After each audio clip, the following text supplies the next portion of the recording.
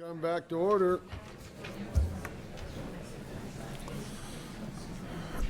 In accordance with the provisions of Uniform Rule 51, I turn the gavel over to the President of the Senate, the Honorable Kevin Meyer.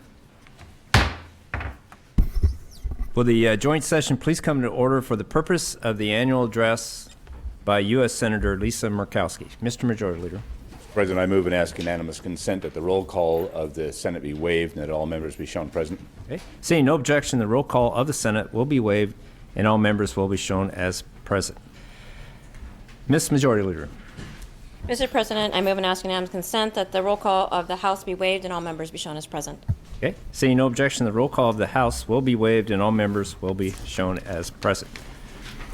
At this time, will Senator Bishop and Representative Olson please escort Senator Lisa Murkowski to the joint session. And while they do that, the joint session will stand at ease awaiting the arrival of Senator.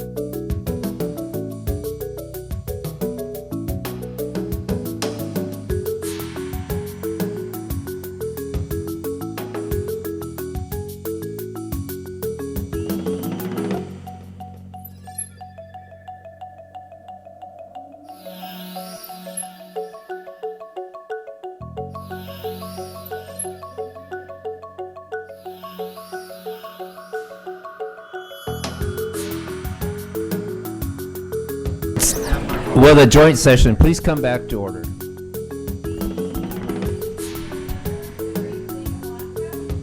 Honorable Lisa Murkowski.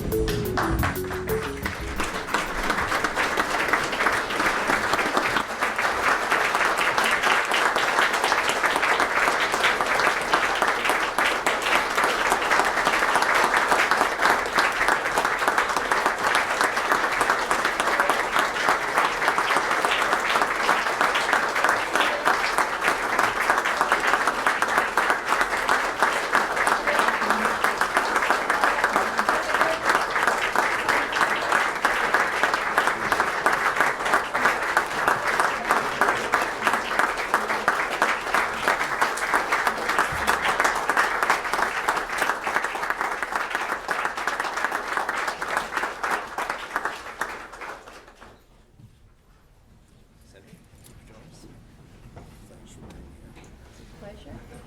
How are you, ladies? Nice to see you. Nice to see you. Ladies, good morning. Well, good morning.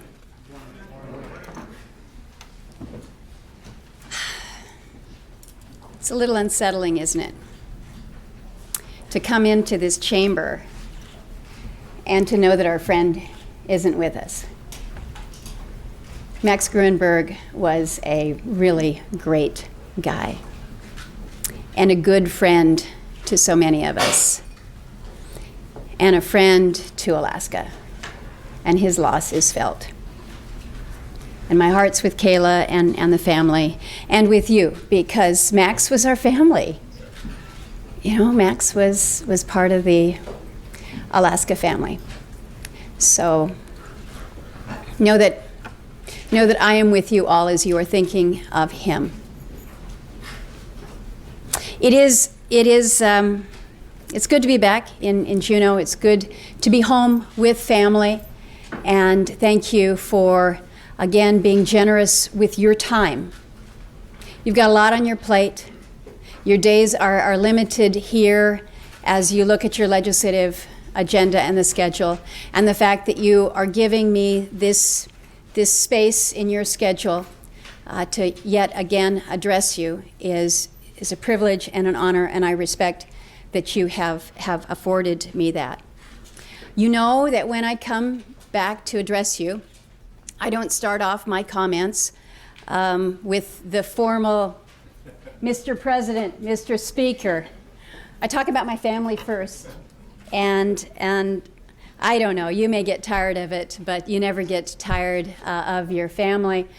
Our older son, Nick, is off in his first year of law school, hard to believe. I don't know whether he's following in my footsteps or whether he's going to carve his own path, but one thing that I know for sure is that path is going to lead him back home, which makes me happy as a mom. Our younger son graduated from college this year, equally amazing to think, and he's come back home, and he says that he wants to take over the family business, which for Vern is a really good thing, because Vern is looking to retire from that family business. And how proud does that make you to think that your son wants to continue what his dad began 15, 20 years ago? That's kind of good. It is good, and yet, as a mom, you're proud of it and pleased that they want to make their home in Alaska. But it's also a responsibility then for me to make sure that we maintain an economy here. We maintain a quality of life that not only brings my boys home, but brings all of our kids back home, or keeps those here so that they have that stability, that certainty. That's what we want for our families.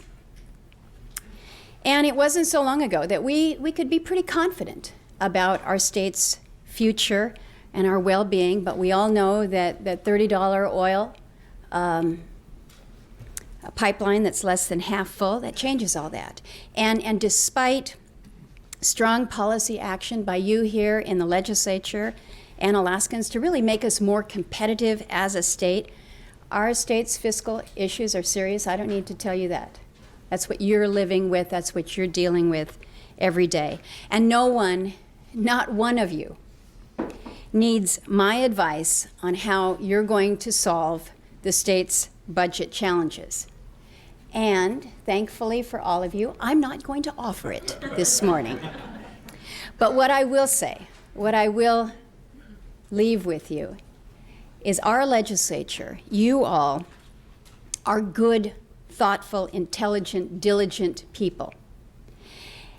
And you're a citizen legislature. You share the values of those that you represent. And I have absolute faith that you will do the right thing. And if there should be any doubt about that, I will take you back to my role model and my mentor, who, in his infamous words, left us with, "To hell with politics, just do what's right for Alaska." So let that be your governing. Now, I don't have a direct role in the decisions that you do here, but my work back in Washington, D.C. complements it, or it should complement it. And as you are dealing with the uncertainty that we face as a state right now, the fiscal uncertainty that leads to that economic uncertainty, I view my job back in Washington, D.C. to do what I can to help bring about stability at the federal level. And it's certainty that the federal government will, quote, do no harm to our economy and to our lifestyles, and certainty that it will add to rather than detract from our stability here. And I hope this is your takeaway from my comments here this morning, that what I'm trying to do is to help with that level of certainty at the federal level at a time when it's equally uncertain back there. But all of us need the certainty that regulations will protect our environment without burying us with red tape. Our resource producers need the certainty that our federal areas will be accessible and that their permit applications will be considered promptly and fairly. Our small businesses need the certainty that their investments are not going to be subject to an ever-increasing tax burden. When I was here last year, just about this same time, I mentioned that we were in a new Congress, we were in a new majority. And at that time I said, it was my hope that you would see governing from perhaps a different perspective. And I'm here a year later to tell you that what we have done in the Senate over this past year is we have returned to what we call regular order, which is effectively making sure that your committees work, allowing amendments to proceed not only through the committee, but actually through the floor. Because we weren't doing that. We were not voting on amendments. But it's more than just making sure that you have the opportunity to move legislation through the floor. It's also through accomplishing by way of getting those important measures signed into law. So working on initiatives that are built collaboratively and through a process designed to gain input from all sides, and then effecting a change by getting it signed into law. And we've made some serious progress. Think about it from the transportation perspective, the education perspective, and now on the energy front. Consider this. When you're talking about certainty and the need for stability, how helpful is it that we have, for the first time in years, a multi-year transportation bill? We've got a 6-year highway transportation bill that you have in front of us. We haven't seen this. We've done incremental adjustments to highway reauthorization. So what does it mean to us? Alaska's annual transportation funding jumps to nearly $507 million this year. It's going to increase every fiscal year through 2021, when Alaska's share will exceed $585 million. So what this means is certainty for funding for our ferries, our tribal transportation program. We've got streamlined permitting. We've got land exchanges for Southeast contained in that. What it helps us do is have a little bit of confidence here at the state level to maintain and grow some of this infrastructure where you rely on these federal dollars. And an effort like this, doesn't happen by accident. You had Senator Sullivan and Congressman Young that were both on the respective committees that were working on the reauthorization or the formulating for the highway bill. I was a member of the conference committee, so between the three of us, we worked to build them, we locked in the gains at conference, and then Alaska sees the result. That's a pretty good unified team, and that helps us here in the state. Education. How many years have we been complaining about No Child Left Behind? How many years have I come back, visited with you all, and somebody in the body stands up and says, for gosh sakes, what are we going to do? Well, the days of adequate yearly progress, the days of a highly qualified teacher being the designate, these are no more. We have moved beyond that 14 years later with the Every Child Succeeds Act, and really making a difference when it comes to bringing home to the state, bringing home to the local levels, the ability to provide educational success for our kids. It's going to mean more work for us, but Wes, it's absolutely right. And I know that you're excited about it. I am too. It's good. It's good for us. Another area where we need certainty are fisheries. The fisheries that have sustained us since prior to statehood, our world-class fisheries.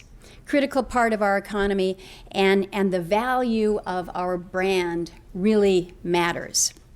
So whether it's the commercial sector that is seeking a market, or whether it's the sport fishing industry that is seeking to attract visitors, their health depends on Alaskan fish really being Alaskan fish. And you might think that that's pretty simple, but some of the things that we're fighting back there is this whole frankenfish, this genetically engineered fish. We've scored a real win in pushing back against that. Pirate fishing with passage of IUU legislation. The Russian pollock, mislabeled as Alaskan pollock. That is a significant win for us in the state. And again, these help to bring about certainty within an industry that needs to have that. Alaskans need certainty that our rights to hunt and fish are going to be respected. We've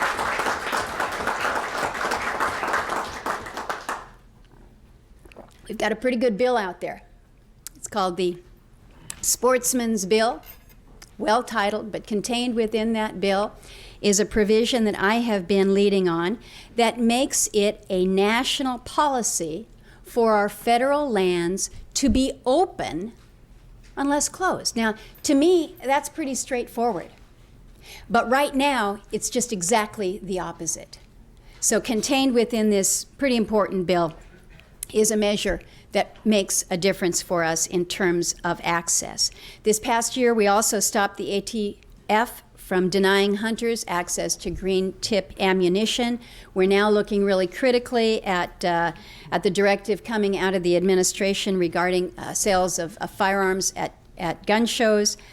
We got a situation where I think you're seeing some basically scare tactics into pushing folks to think that they need to be licensed as dealers when they don't have to be licensed as dealers. So once again, making sure that we don't have that encroachment on our Second Amendment is something that we need to provide some level of certainty to, and we will work to do that. We will fight to do that.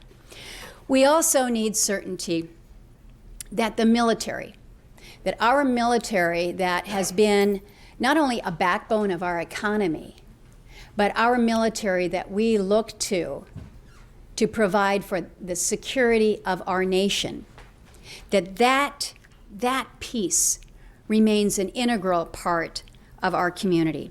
It was just a year ago we thought U.S. Army Alaska was going to lose its aviation capability because the Kiowa, the Warrior helicopters, were going to be retired. We worked with the Army and made sure that Fort Wainwright was among the first bases to get its replacement, the Apache helicopter. That's now a reality, so there's no gap there. Of course, last year we were all able to come together with some pretty sweet victory when it came to ensuring that Eielson Air Force Base was going to remain strong, robust, and secure, and it's even better than before. In December, we passed a defense appropriations bill that injects $37 million for new constructions to support the F-35 bed down there at Eielson, another $34 million to improve base utilities. The Defense Department's 2017 budget adds an additional $296 million in military construction on Eielson alone. Now think about what that means. We were talking earlier about what the state is facing, what you all are facing when it comes to just the capital budget, and a reality that we're not going to see the construction dollars that we have seen around the state. But military construction has been for us, again, a considerable economic boost, but we're not getting these MilCon dollars just because I'm using my sharp elbows to say we need more up here. The fact of the matter is, the recognition is that the rest of the country needs Alaska as that base, as that strategic place to provide for our nation's defense. And we can do it better because we have more than any place in the country. So we're going to capitalize on that. We were facing a real threat when the Obama administration first came in, that the investment in missile defense at Greeley would come to an end. We were able to turn that around. We've got the rehabilitation of the aging silos at Fort Greeley that we're working on. We've increased the number of interceptors in those silos. That's all on track. The Missile Defense Agency intends to invest nearly $52 million to sustain this effort in 2017 alone. So we're seeing that plus up in Greeley. But again, why is all this going on? It's because the world is not exactly a good and a stable place right now. And so Alaska is assuming that role of the watchman, if you will. Alaska is not only the best place to launch an interceptor, it's also the best place to maintain the watch for incoming threats. We've had that role decades and decades ago. It's in front of us again, my friends. This past year, the Missile Defense Agency announced a new long-range discrimination radar. It's coming to Clear Air Force Station. We're going to be able to keep better tabs on what North Korea is up to, other potential threats. This radar will inject another $155 million in the construction economy in FY17, with more in future years. We've got a new fire station for Clear, a hangar at Fort Wainwright to support the new Gray Eagles. We've got significant work at JBER to support the AWACS. When you add it all up, this is about $561 million being poured into Alaska's construction economy.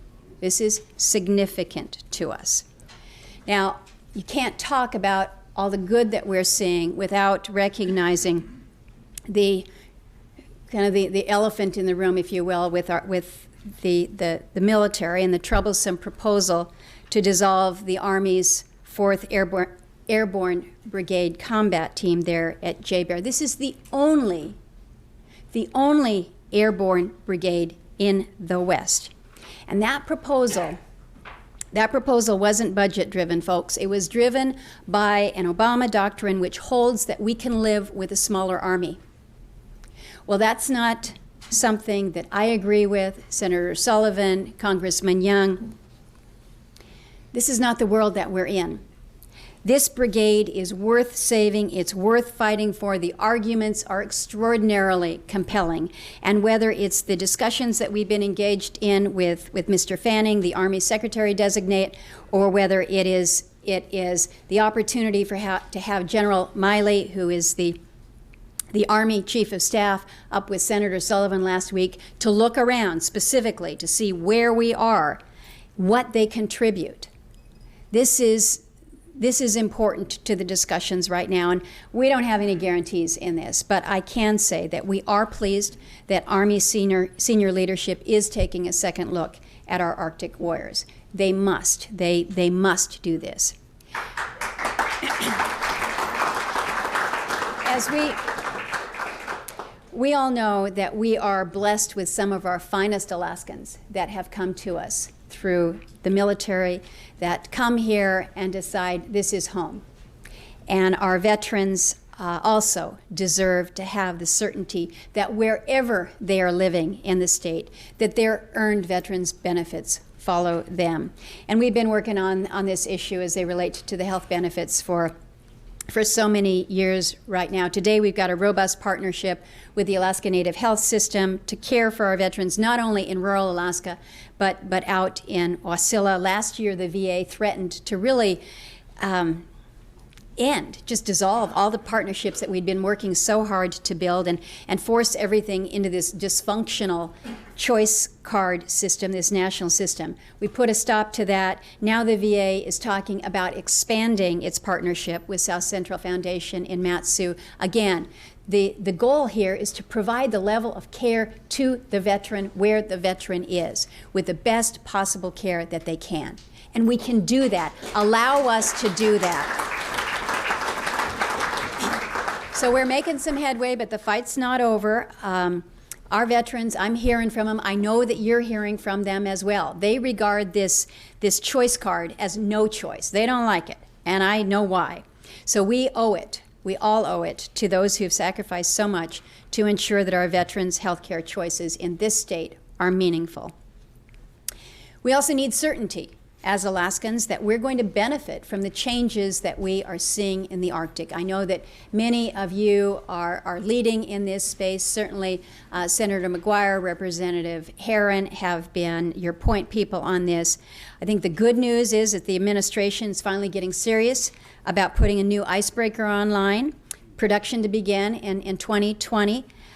Just last week, the President signed a Coast Guard bill into law which transfers land for a future deepwater port up in the Bering Straits region. So it's good news on that front. I'm kind of proud to wear the title of Arctic Senator. It's a good thing, and we'll absolutely take that. We also deserve, as Alaskans, to know that our federal land managers do not overstep, do not choke off access to our state and our federal lands. And we see this, we feel it on almost a daily basis. Today we're joined in the gallery just by happenstance because he's presenting at a hearing this afternoon, but we have one of my heroes. We've got John Sturgeon in the Taylor Gallery back there. John, if you want to stand and be recognized.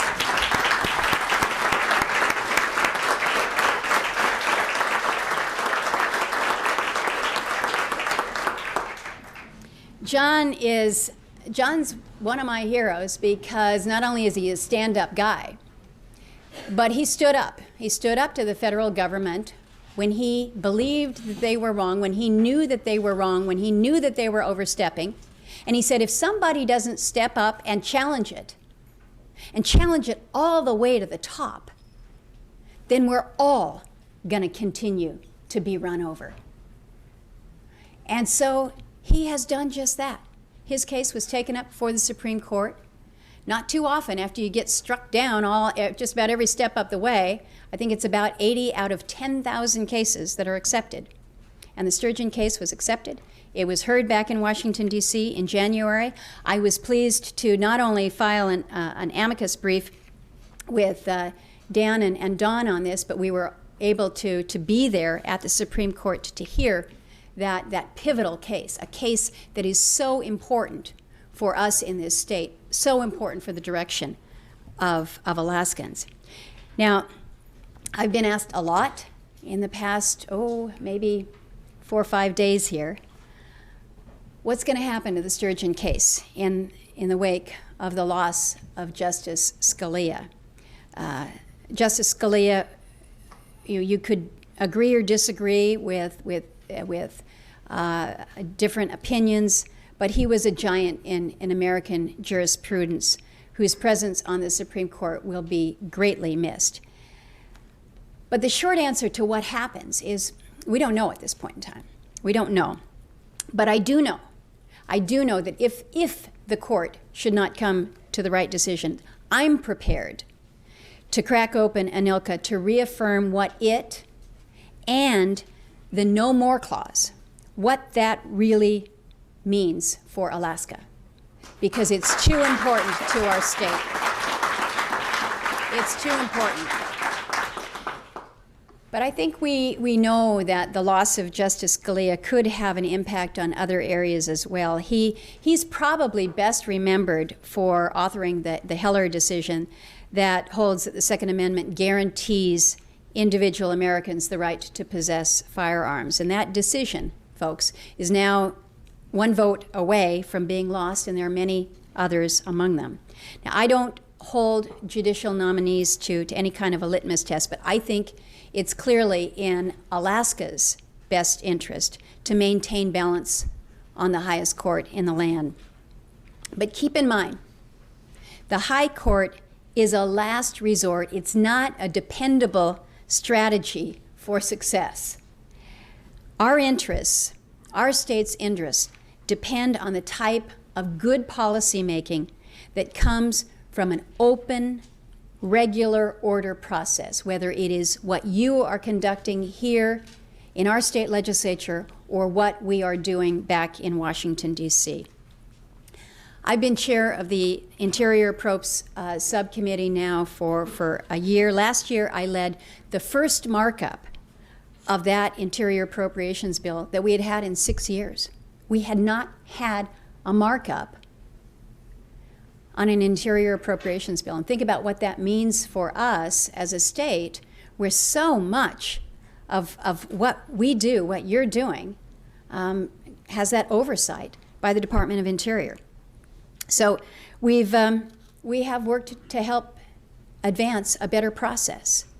Now, at the end of the day, you all know we ended up with an omnibus bill, not the preferred route, but the reason we got to that is because we were blocked from our ability to take up individual appropriations bills. We need to get around that process. The commitment has been made to do that within this next year. And it is my hope that we will be able to address it.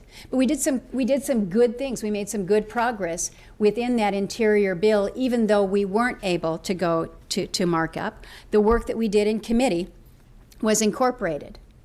We've had some issues. We have had some problems with an expansion of agencies. The EPA is a pretty good example where not only are the regulations blooming like construction cones in the springtime, but we're seeing just the number of employees. So we were able to keep funding for EPA at a level that we think was responsible. We were able to meet the full request for fire suppression costs, which is pretty critical for us when we saw one of the worst fire seasons that we have seen. Continuing to fight to ensure that the promise and the commitment that was made for the delivery of BIA and IHS services, that those contract support costs are fully funded. We've been fighting with the administration for that for a couple of years, but I think we finally got that one behind us. But that was important to ensure that that obligation is respected. I was out in Oscarville, just outside of Bethel, on Monday, a community that has honey buckets, hauls their water from the river. We know in this state, in far too many of our communities, we have water and sewer issues that most people in America cannot even believe possible. What we were able to do is to increase the appropriation for drinking water and wastewater systems. New timber sales in the Tongass, sanitation facility construction and maintenance, village-built clinics, PILT payments.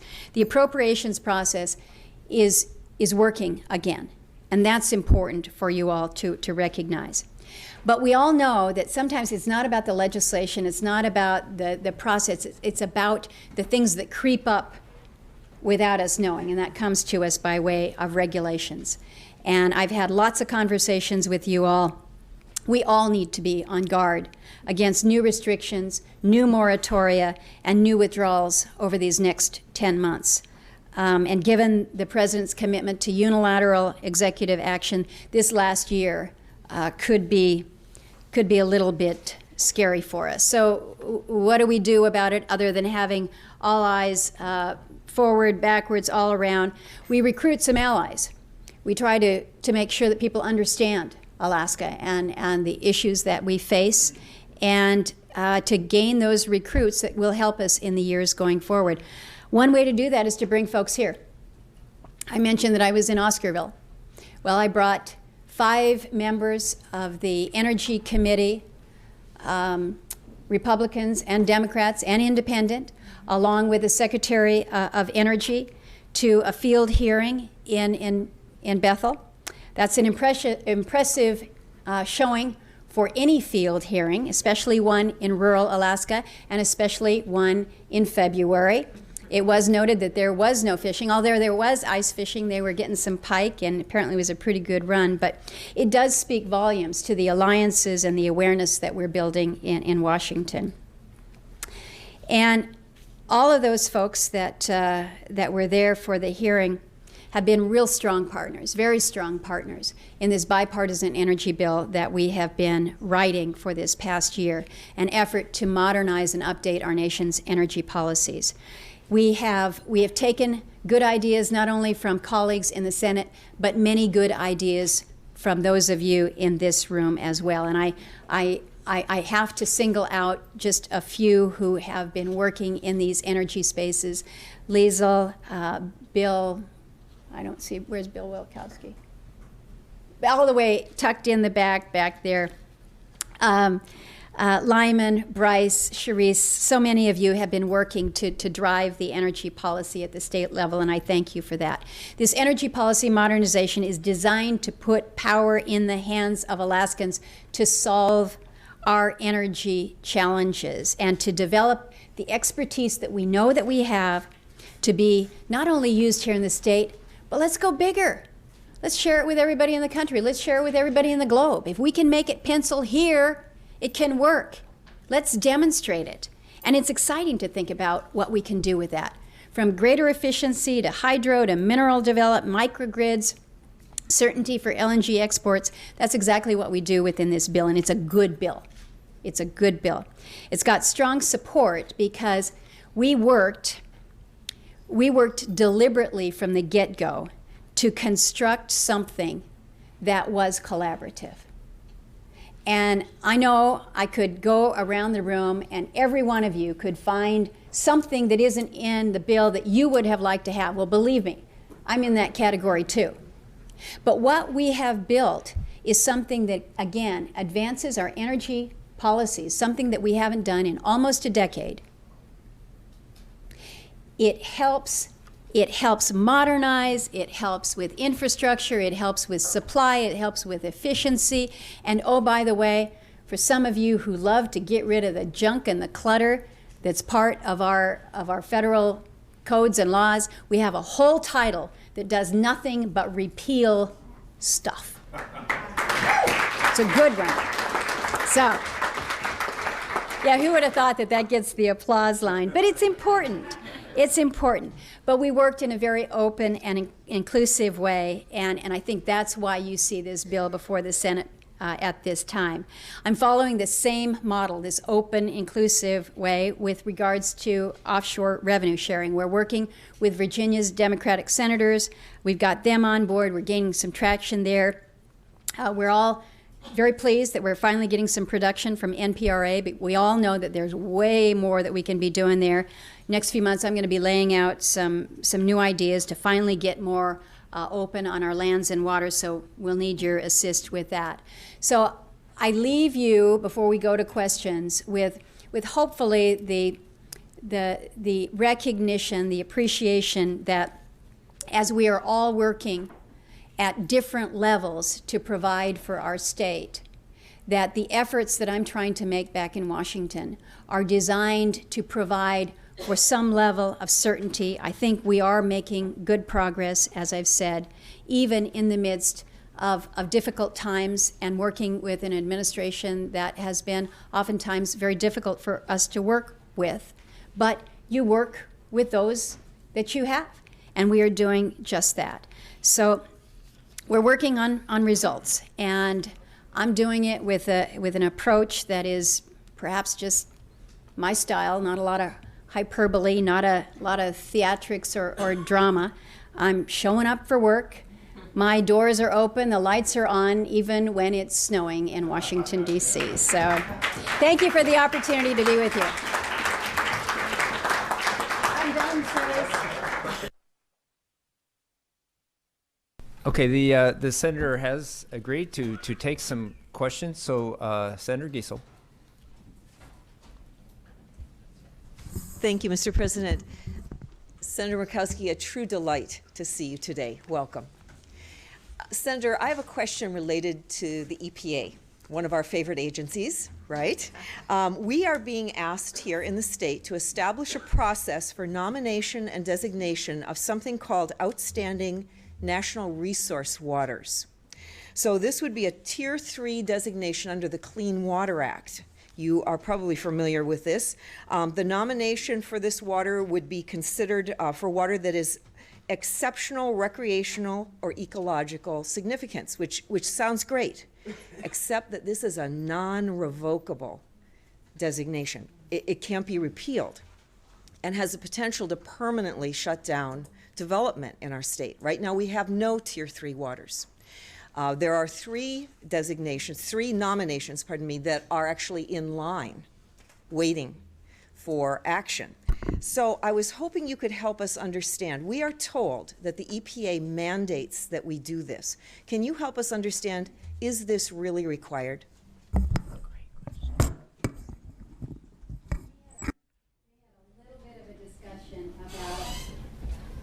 Some of the creep that we see coming out of agencies with designations that ultimately end up withdrawing or denying further access to the people. And whether it's designations like areas of critical environmental concern, sounds good, but what does it mean? Wilderness study areas, well, it's not wilderness, but if it's managed as wilderness, it's effectively de facto. Again, these are not designations where you have the input of Congress. It is effectively some agency coming in and proclaiming new areas. What does this mean? My concern is that, again, these are backdoor efforts to institute, in this case, Waters of the United States regulation, and what that means to us. Even though WOTUS right now is being blocked in federal court, there is a pause on that. So what effectively we've got to be doing is pushing back and challenging every step of the way. Your question is, are we required to do that? If you have an agency that has come in and laid down their regulations and say you were required to do that, I think we have an obligation to question at every turn that requirement. And when I say question, I think it needs to go beyond just questioning. We need to push it throughout that process, whether it's through litigation, whether it is through legislation that would effectively block that off. What you have described, and I think we're all still learning about this, is not dissimilar, I guess, to what we saw coming out of the Interior Department a few years ago, called the National Blueways designation. And there was a push against that, and the Interior Department backed off that. Some years ago, we saw Secretary Salazar try to advance a new designation on BLM lands, these wild lands designations. We pushed back hard on that, and lo and behold, that one came off here. So I do understand that apparently you all had a hearing on this recently to establish this process for nomination.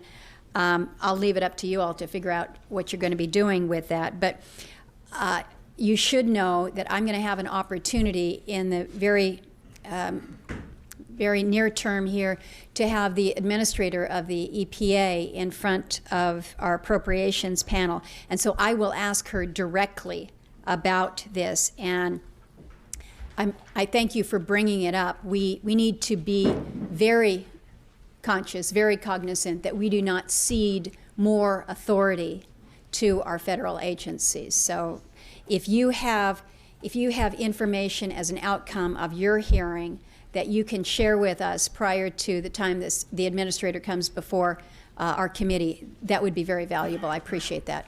Thank you for your leadership on this. Okay, thank you. Representative Herron. Mr. President, Senator, welcome back. I've thanked you, and privately, I'd like to thank you publicly for the honor of bringing 6% of the U.S. Senate to Western Alaska and to our state. So, Senator, 4 of those colleagues of yours appeared to be very receptive and very understanding of our energy needs, but also the human needs in our state. But there seemed to be one that was held back, and probably not one of our best friends when it comes to access to resources in Alaska. But could you share with everyone what kind of feedback you got from them when you were on your traveling back to Anchorage and when your tour of Cook Inlet? What was their feelings? What was it? What would they come away with it? Well, first, let me thank you for being a gracious host there in Bethel. It was an absolutely drop-dead gorgeous day in Bethel. And we were able to travel from Bethel to Oscarville on the Kuskokwim in trucks, which kind of freaked some of them out. Like, whoa, what happens if we fall through? And we had this convoy, which was a little bit pretentious, but we did have the secretary, he's cabinet secretary and 6 members of the Senate. So they really did appreciate that. I think their eyes were open. There was good testimony that was had. The hearing was about energy innovation and how in Alaska we can be pioneering with so many of these solutions, whether it's microgrids or what we're doing with the technologies that we have in front of us, kind of oftentimes just a little bit of duct tape and really smart people that have said we have to have some alternatives to diesel. So it was very important for them to see firsthand some of what we deal with, appreciate the spaces and the geography that we deal with on a daily basis. The issue of access was one that was interesting because the governor was one who testified as part of our panel and spoke to the promise of statehood, that we as a state would have access to our resources to allow us to have that independence, and how we're being denied that by our own federal government. And there was a little bit of an exchange about, well, how can we see greater access to our oil up north? How will you move your natural gas to not only benefit Alaskans, but to a broader market? The takeaways, I think, from colleagues was that we have so much of everything, and instead of being a place where we're going to wait to be told what it is that should happen in your area, that we've got people that are innovative and pioneering and a little bit independent. I think we all fall into that category there, who are not basically going to sit back and wait for the federal government to come in and help them, but they're going to figure out a way on their own, and they saw that. Another thing that they saw that was important was what they learned with the discussions that we had with the military leadership in the briefings that we had before we left for Bethel and on our return on Tuesday. An appreciation as to Alaska's geographic and strategic location, and the assets that we have, and what we provide from a national security perspective. I think that surprised them, and it was a good reminder to me, because we're always talking about it here. Every one of us talks about Alaska's geographic advantage, and we think that the message gets heard. But again, you need to kind of be in the space and the place to really appreciate it, and that was a strong takeaway for them. But the access part of it was something that I think they did not appreciate fully until you're out in the immense spaces that we have and flying over and seeing. So the question was asked, so if our field hearing goes late, will our staffs be able to drive back? That's an actual question from Bethel to Anchorage. And I said, well, I think we've got about 12 miles of road here in Bethel, and that's about it. We could take the Kuskokwim as far as we could go, but it's our reality still that we are struggling with geography lessons with people at the very highest levels. So getting them out to see what it is that we have is pretty important.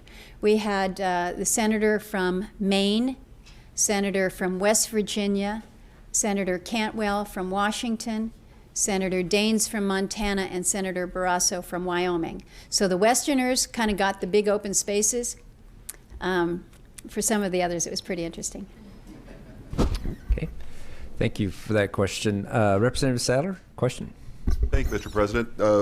Senator Murkowski, welcome back. I appreciate you coming back and speaking to us. I appreciate your advocacy on behalf of the 425. The paratroopers are my constituents in your old district, our district now. But a question for you that kind of feeds off what Senator Giesel's question was. With Shell's pullback from their OCS efforts and the interruption of the 5-year leasing plan, I'd like to ask you first, is there any chance of resuming a regular schedule for lease sales? And second, along her lines, is there any effort to resume pushing for marine spatial planning or any other effort to try and designate Arctic water resources as somehow protected against exploration? Well, as far as the leasing plan, that is something that we are continuing to push and to push aggressively. We've got legislation that lays that down, but ensuring that there is that commitment to the leasing schedule is hugely important. So we don't slow on that. In terms of other marine spatial planning or other planning initiatives, and I use that term loosely, our reality is that there's much going on that we can't clearly pinpoint and identify, but that I worry about on a daily basis. It was just last year that we were discussing the prospect that had been laid down for the marine protected sanctuary areas that basically wrapped all the way down the Aleutians. And what would that mean? So I can't tell you that it's not being considered. I can't tell you that we are out of the woods. What I can tell you is that I'm continuing to lead an effort to ensure that with legislation that would require that monuments or utilizing the Antiquities Act need to have the approval of the Congress, whether it be on land or in our waters, where I continue to be concerned about further designations on land, but more and more, I think we see the potential for such designations in our waters that could have not only a limiting impact to our fisheries, but really, we're not quite sure what it might mean for increased transit activity as we see greater commerce going up through the Bering Straits and the potential for activity in the Arctic. We don't know. So the last thing that we need to do is lock things off within our oceans as well. So we're continually on guard. Thank you for being there with us on that. Okay, thank you, Representative Sadler. Representative Reinbold? Thank you, President. Basically, what I'd like to ask you is Common Core, as you know, is failing across the nation. There's been pushback everywhere. It's been rebranded now as College and Career Ready. Diane Ravitch, former Assistant Secretary of Education, states that it will bankrupt America if we continue down this path. ESSA, the Every Student Succeeds Act, is a perfect example, according to Senator Ligon from Georgia, who you know well, is a perfect example of how the federal government absolutely has gone across its authority, its constitutional authority. It requires unfunded mandates across the states. An example of this is ESSA now requires 95% of students have to take these assessments, these college and career ready assessments, stripping parental rights. In addition,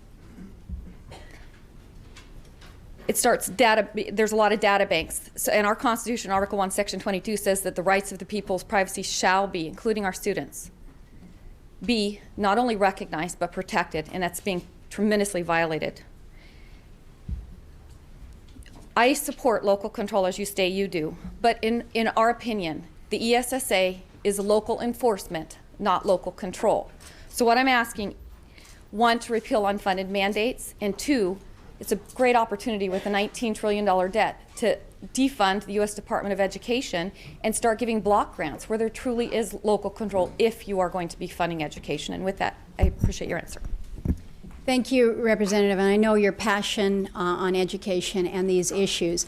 One of the things that was absolutely critical as we looked to getting beyond, putting No Child Left Behind behind us, getting rid of that failed program, and ensuring that we leave that model that NCLB established for us, which was that top-down kind of a national school board approach that didn't ever work for us. And so what ESSA does is really deliver back to the states, deliver to the locals, our opportunity to determine what education is going to look like for our kids. So what this means is that if, and what we have done is eviscerate what Common Core was all about. And if the state of Alaska should decide that they would want to embrace that model, which I don't believe you're going to be doing, as a state, you could make that determination. Because what we have done with ESSA is taken it from Washington, D.C., get rid of the National School Board, and tell you, we as a state are in charge. We will be making those determinations. We will be determining what the standards are.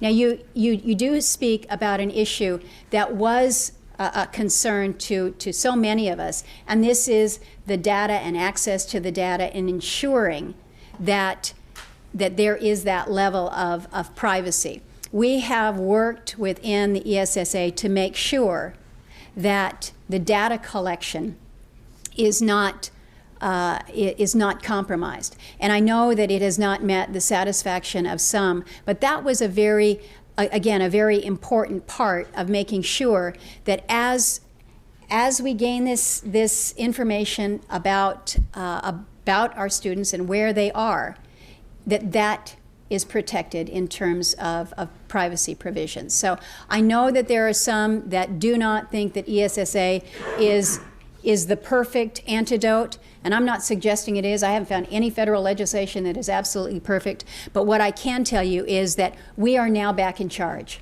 You are now back in charge, and I think that's good for Alaska's kids. Thank you. Senator, how much time do you have? My time is your time, sir. Okay, well, all right, we'll keep going then. Representative Keller. Mr. President, and welcome Senator Murkowski, and thank you for your work. I'll state my question first, and then I want to give you just a little bit of background. My question is if you would describe to us what your office does or what the Congress does to review the regulations that are coming down. And the background is that right now there's an avalanche. There really is. I called the director, Sarah Taylor of Citizens Advisory Commission on Federal Areas yesterday and asked her to send me her to-do list. Well, it was 3 pages long, and there's 30 items, and they're from the National Park Service, U.S. Fish and Wildlife, BLM, the whole group. And it covers things like compendium changes, rule changes, land use plans being proposed, and trying to keep up on it. It's an avalanche that we don't even do a good job here, in my opinion, in the legislature of keeping track of our state regulations. And I was just wondering if you do better at the congressional level on keeping track of these things, or are you dependent on us to review and catch these things? I mean, it just seems like it's overwhelming at this time. I thank you for that question, because it is so key to what all of you are doing, and quite honestly, what we are doing as well. And your question is, do we count on you or do you count on us? I think it's a little bit of both, to be very honest with you. But yes, we do monitor, we do track. I would be remiss if I didn't introduce a couple of the folks in the back gallery that are tasked with doing just that. Beginning to the right against the wall, a fellow you might recognize, Mike Pulowski, my new chief of staff. He came on to the Energy Committee last year. Yeah, it's still hard for me to introduce him because I can't remember what his first name is. We just know him as Fish. But having come from you all, and from the administration here in Juneau, and now going back to the Energy Committee and coming on to my staff is an extraordinary asset as a human being with a sharp mind, but just very grounded in Alaska. And so you know you can go to fish on so much of this. Next to him is Colin Hayes. Colin is my staff director on the Energy Committee. Brian Hughes is next to him. Brian graduated from service a few years back. He looks young, but he's really brilliant guy back there. He's my deputy on the Energy Committee. Tall guy next to him is Garrett Boyle. Garrett is my legislative director. Garrett's kind of lived everywhere. I think he follows that song, "I've been everywhere, man." I think everywhere from Ketchikan to Unalakleet, so well grounded there. I think his day-to-day job, Representative Keller, so much of what he's doing now is tracking these environmental regs, not environmental, but the regulations that are coming out. Karina Peterson is next, and she is from Soldotna. You may have seen her on the news. I stole her from KTVA, and she's been my communications director in Alaska and now back in Washington. Of course, you all know Connie McKenzie, who is kind of making things come together here at the local level. But it's important to introduce those people that are doing this, because as much as I would like to sift through the CFR on a daily basis, it's just not happening, even with all of my spare time on the airplane. But we do just this, and particularly within the Energy Committee, we're very focused on these regulations that have bearing on us, whether it's waters of the United States or what we were dealing with not too long ago with Clean Power Plan, the Mercury Rule. These are some of the big high-profile ones. But we also are very keenly following many of the regulations through the Interior Appropriations staff that I have. Really smart people. That's headed up by a fellow also, a graduate from Anchorage Public High Schools there, and formerly worked with Senator Ted Stevens, so knows his stuff. So I need you all to be plugged in and in tune to what you're hearing about the cries, like Senator Giesel, letting us know what's going on here and what you're hearing and what you're being told you're required to do. It's one thing for us to see the notice, but when we hear that you're being told to do this, that kind of puts us on another ramp of priority. So it really does need to go back both ways. And so when we ask you for input on what these regs are doing, know that that is highly valued. I know some of you that are focused on education issues are papered daily by my Education LA, Karen McCarthy, who used to work with Con Bundy here, and know that every time you send a reply back to her, she takes it to the committee, and they're paying attention to what she's saying because you're saying it. So thank you for what you're doing, but it is truly a joint effort. Okay, Senator, so we can keep everybody on schedule. We'll take one more. Representative Ortiz has had his mic up for some time, and then we'll call it good. Representative Ortiz. Thank you, President Meyer, and thank you, Senator Murkowski, for being here with us today. And I really appreciate your comments about the importance role that our commercial and sports fisheries industries play in our Alaskan economy. In relationship with that, can you give us some perspective on where things stand right now on transboundary mining issues, and whether or not you think it's time for the State Department to engage on that particular issue? Thank you, and I would be remiss if I didn't thank you for our joint efforts to make sure that the border crossing there in Hyder was kept in place. You led admirably. I appreciate that, and it's just an example of where working the federal side and working the state side, we can get a country to pay attention. As it relates to some of the transboundary issues and what we're the concerns that we're hearing out of Southeast, and I'm getting those same concerns by many who are appropriately nervous about what they fear the potential might be and the impact on our fisheries from the mining activity that we're seeing across the border there.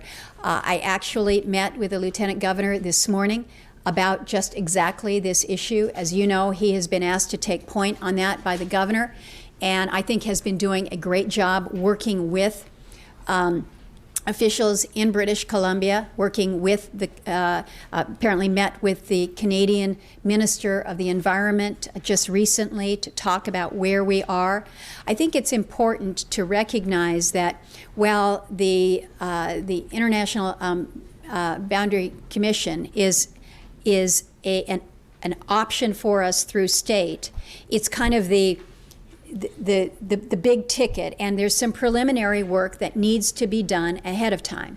And I think this is where the Lieutenant Governor is trying to take us with these conversations. This agreement that has just recently been entered into, I think, is very important, very instructive. But I think what is equally instructive is that it does not disallow moving to the IJC, which is important to know that that piece going to the State Department and having them be basically the participant on our behalf is a path forward as well. So it's being worked at different levels, which I think is appropriate. And I have said, I have brought this to the Secretary's attention on numerous occasions, and will continue to do so. But I think what we need to do is make sure that that time is right and that that is exactly the ask that we want to make. So appreciate that. Great. Senator, with that, thank you so much for all the time. Good luck given to you us. all. Yes.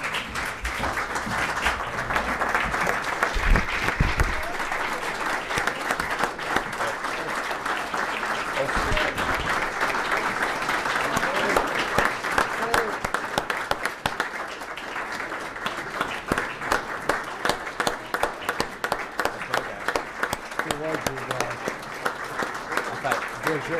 Bishop, yeah. Bishop, oh,